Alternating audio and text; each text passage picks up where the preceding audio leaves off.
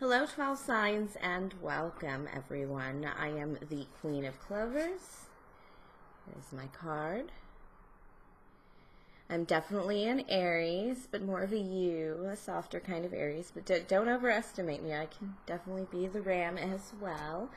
And I just want to have a discussion about energy and spiritual work. A lot of us think about that work is something to overcome abuse or mistreatment, or where we did wrong, where there was victimization somewhere, an event, a particular single event. But there is a more golden way, living with a proclivity to live higher, to live above. And there is a way to fully participate in day-to-day, moment-to-moment energy work. And of course, it begins with awareness. And that's what I really wanted to talk about, was awareness. All aces grow from awareness, a notice of things to go wrong. I can tell you right now, the majority of women being abused or manipulated, and men too, don't know it's even happening. They're in the thick of it. When my therapist told me that I had battered women's syndrome symptoms, I still have trouble believing that entirely, even though I can check a lot of the boxes. So,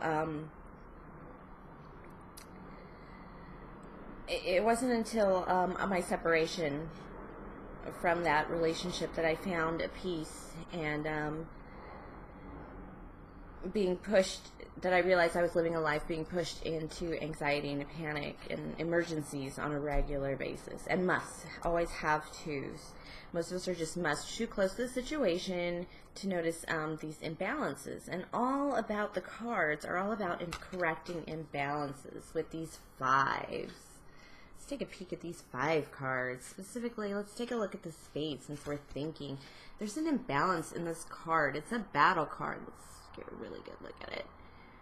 There's a fight going on. 3 of these spades are upright and 2 are under. These somebody has power over somebody else. Definitely a fight between 2 forces. This is where great experiences, happenings, changes of growth occur. It's uncomfortable. It flips us over entirely upside down. An ace through a 4 in cartomancy is a desire to change and correct, and preparation for the 5, for the big moment, the big change. A 6 to 10 is integrating all those change into our lives, a new balance, a new way of living into our lives. And all actions are really just, we're either getting ready, a 5, or we're coping. And most of the time we're just coping. All our actions are really coping. But there's a way to kind of move through the day a little easier, using our energy to our advantage. So what you really got to do is you just got to be aware and break down events in your own structure. I'm very literature. That's 10 of spades. And I just found the flower of life, which is just mind-blowing. But so I usually break down things beginning, middle, and end, and somewhere in between the middle and the end is a climax, or a major event, or a happening, the height of the conversation or the event. So let's say, oh honey, I wanted to tell you about my day, and then somewhere in the middle, when you pay attention to the middle of this conversation or look back on this conversation, where was it? Had the conversation completely spun around and you barely said a word? So basically you could outline this other person's life in great detail, but you haven't actually said anything about yourself. And then the climax goes somewhere into their day and their life, even though this was something supposed to be about you, talking about your day. So in the ending, of course, it's not what you wanted. You didn't get what you wanted, and maybe, that person needed that, but maybe not. I mean, is there an imbalance there? So you want to play with that.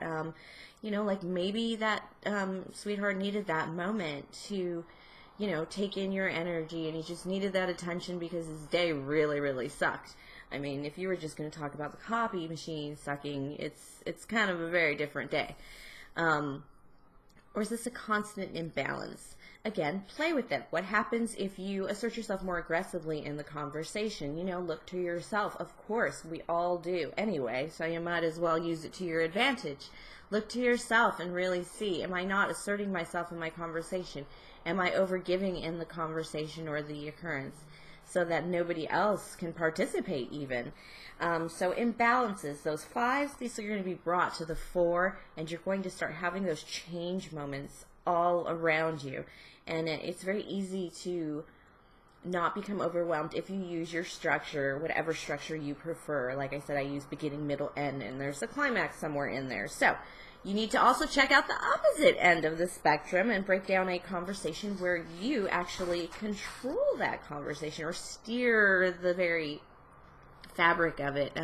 Being in Aries, we tend to, talk, and just, 8 ways to Sunday, but I usually notice that somewhere in the middle of these analysis of this conversation, I'm a little bored of talking because there's no new information coming in, and so the conversation is going low vibe, and if I want to pick it up, I need to start including that other person. The climax may be a little heartfelt. One time I did this very specifically. My son actually talked to me about some of the nightmares he was having and some of the things that were actually bothering him in the day-to-day. And, the ending was quite sweet between us because I had taken that opportunity to put my energy in the best place. And so, we got closer, we shared, it was warm-hearted, it was lovely. So what are we really looking for? Okay, patterns. And that's why you need to look at your own structures. There's different ways you look at your structure of your life. I definitely use, again, literature, the beginning, middle, and climax in the middle. But people use sports. I do use basketball a lot to discuss the way we work with life and to explain life itself. But you could be baking, it could be cars.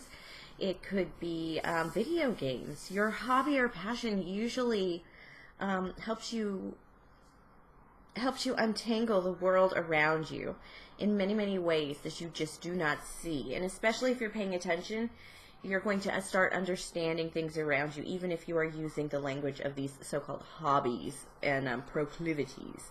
So playing with it, let's talk about playing with the energies and make sure we're all on the proper side of things and not on the manipulative side of things. Okay, you want to use your highest good and your best intentions.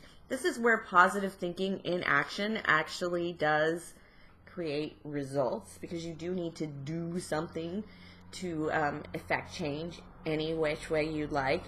But this way, if you're in the highest energy, the best intentions, arguments, avoidance, some blocking, all that stuff will be absolutely gone if the other person is willing to play with you. Now, it also will help you see a snake in the grass from a mile away, and it'll be quite easy to notice who's steering what types of conversations or activities, or really your position with a certain person, and it will just change your whole view on energy entirely. Number 2, set those intentions. Always set intentions, but don't be afraid to be open to expand that to whatever may happen, and what may be might be. It's that, how do I need to be in this moment? Don't be afraid to just be loving or just be assertive or just get things done. Sometimes, we all do this to ourselves in different ways to get ourselves pumped or prepared for a certain action, but we don't necessarily call it energy work, even though that's exactly what it is. So how do I need to be in this moment? It's not manipulative if you are actually being authentic and genuine, and definitely coming from, number 1, the highest good. And definitely always conversation and time with your loved ones. Don't put any strictures on those. I never do. I always just know if I'm supposed to spend time with someone, I'm supposed to indulge in their energy and let them just be them and just be me around them and enjoy each other's company. It's a very good feeling. Everyone loves it. So just move from an intention of good energy, and even if it's going to be difficult or traumatic, try and find your position from the highest energy.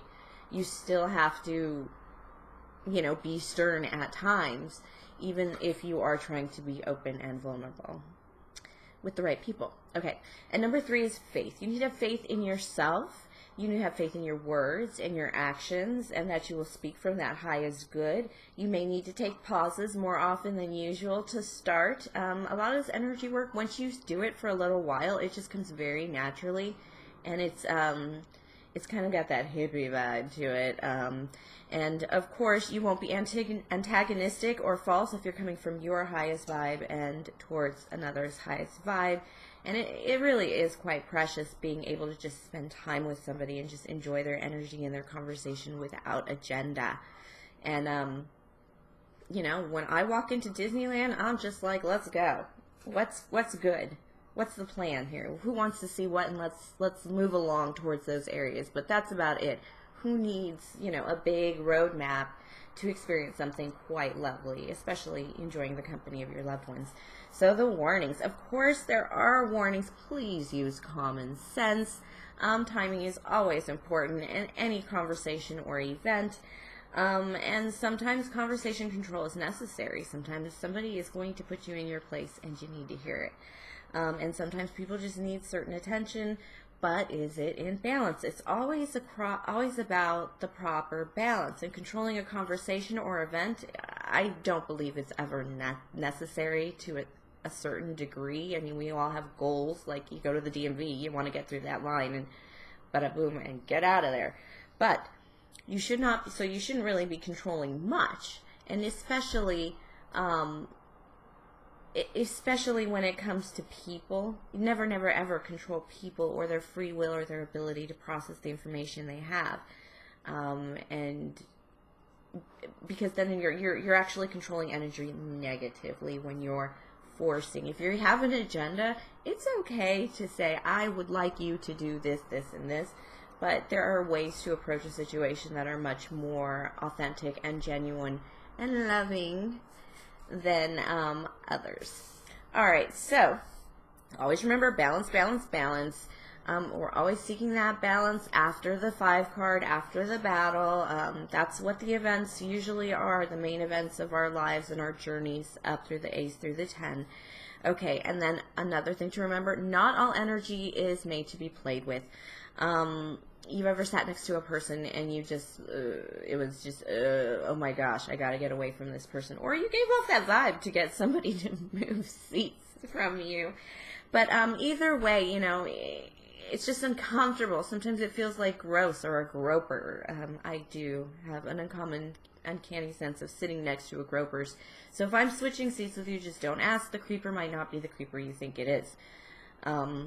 So change seats. You have every right to change seats. You have every right to not engage energies that you shouldn't engage, because when you sense danger, there is danger. And you need to trust faith, again, that your intuition is telling you there's danger, I should probably move. And it doesn't always come across as danger, it comes across as discomfort. Is that discomfort going to help me grow, or is that discomfort just going to make me miserable?